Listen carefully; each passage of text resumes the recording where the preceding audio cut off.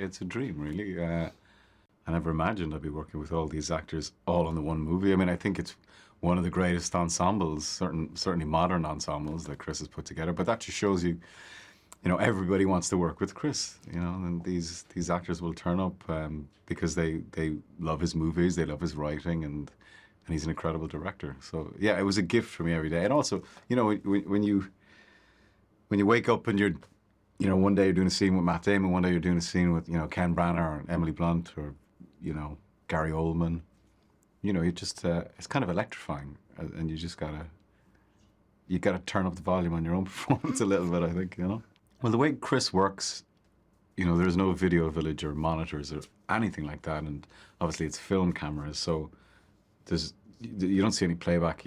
The first frame of the movie that I saw was the first trailer, and then when I finally got to see the finished film, it was completely overwhelming. But because there had been a gap between wrapping the movie and watching it, I suppose I had some distance. No, and to answer your question, I know I hate looking at myself. I don't really know any actor that enjoys the experience, but I found it. I was completely blown away by it. It's a truly essential cinematic immersive experience. Like Chris said, it's like 3D without the 3D glasses. Particularly in an IMAX, and I felt that.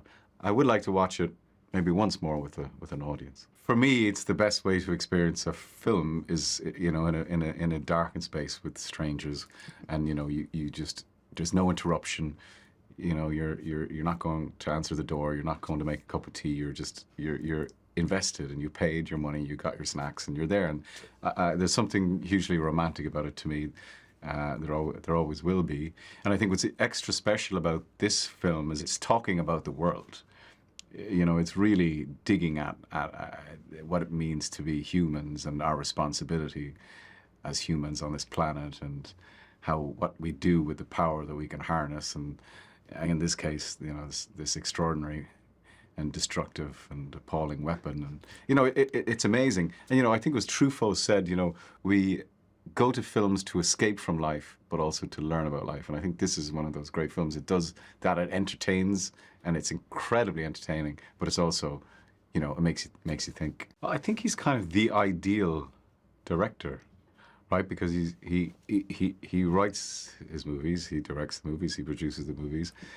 He's incredible visually, and he is extraordinary with actors. And it's very few directors have all those talents in one person. Have I seen him change over the course of working with him?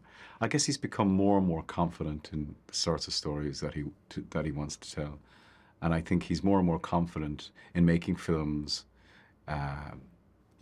within the studio system that actually challenge the audience.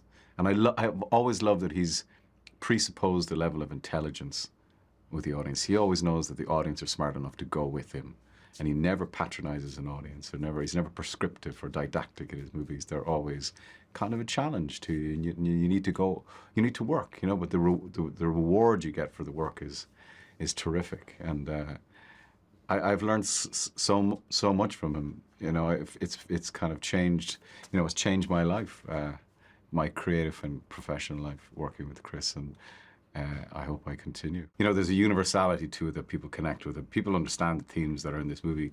And there's big questions being asked of the audience. There's no answers being given, which I think is excellent filmmaking always. But it's also it's like a thriller. It's a love story. To me, there's elements of horror in there as well. For sure. So that just resonates with an audience, and I think the period setting, however familiar or not you may be with what happened in 45, I think you'll just be wrapped up in it. The movie grabs you by the throat, like from the beginning, and like you just don't take a breath, I think, from start to finish, really. Because we are now living in a nuclear age because of what happened then. I mean, he did change the world, and that event changed the world forever. We're living with the fallout of that ever since,